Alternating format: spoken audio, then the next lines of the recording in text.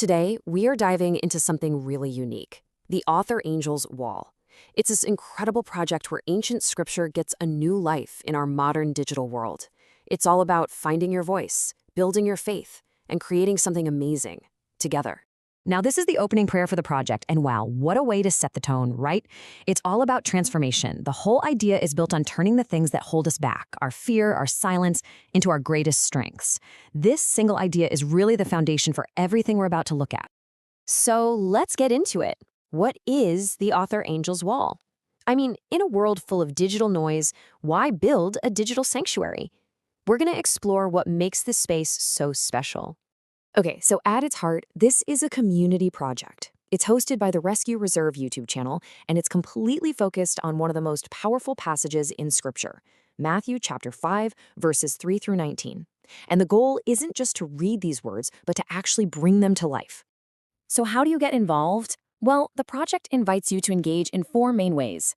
You can share your thoughts, you can write your own reflections, you can speak your testimony, and, probably the most important part, you can find ways to actually live out these teachings.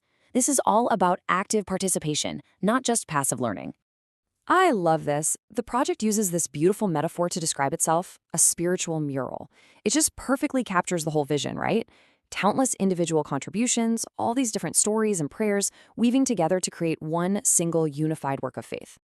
To really understand this spiritual mural, we have to look at the blueprint, the source material that inspires it all. And it starts with a famous section of scripture known as the Beatitudes, which honestly paints a pretty radical picture of what it really means to live a blessed life. So the passage kicks off with 8 declarations of who is truly blessed. These first 4 really lay the groundwork. They talk about humility, a capacity for genuine sorrow, gentleness, and this deep, driving hunger for what's right. You can see it's not a path of worldly power, but of heart posture. And the path continues with blessings for those who show mercy, those with a pure heart, and the peacemakers. And then you get to the last one, which is maybe the most challenging, a blessing for those who are persecuted for their faith.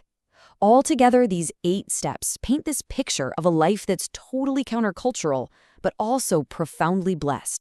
But the teaching doesn't stop there with this internal attitude. Right after describing this blessed life, the passage shifts gears.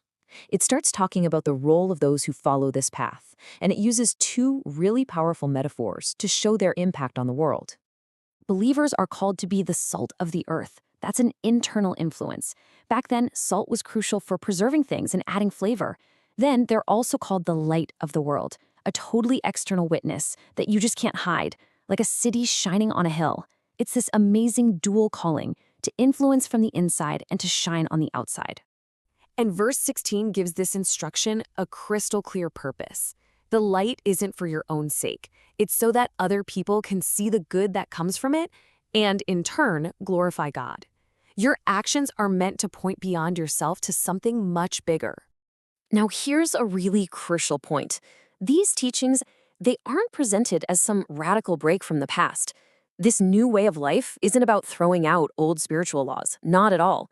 It's about bringing them to their ultimate intended meaning, to fulfill them. All of this, the blessings, the salt and light, this idea of fulfillment, it all builds up to one final, powerful instruction.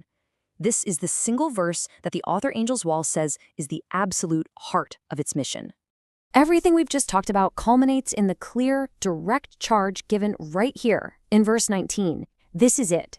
And here's the mission statement. It's a promise that whoever not only follows these commands but also teaches them to others will be called great in the kingdom of heaven. I mean, what an incredible, energizing call to action. So it really boils down to 2 simple but incredibly profound actions. Do and teach. You first have to live it out yourself. You have to embody it. And then you share it, passing that understanding on to other people. This dual mandate is the engine that drives the whole Author Angel's Wall project. So this brings us to the final piece of the puzzle, the open invitation. How does the project actually encourage people to do and teach and become a living part of the spiritual mural? Well, the community offers a ton of ways to contribute. You can share your voice, add your writing, or offer up prayers.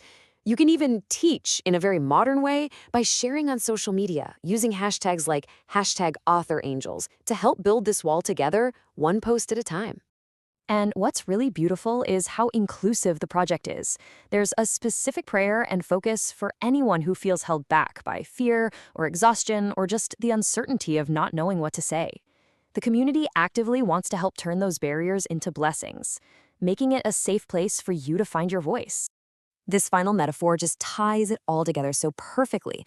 Every single contribution, no matter how small it might feel, is seen as another essential stone in a collective temple wall built and formed together by the whole community in faith. So we're left with one final thought. The project is all about turning our personal stories into a collective spiritual mural.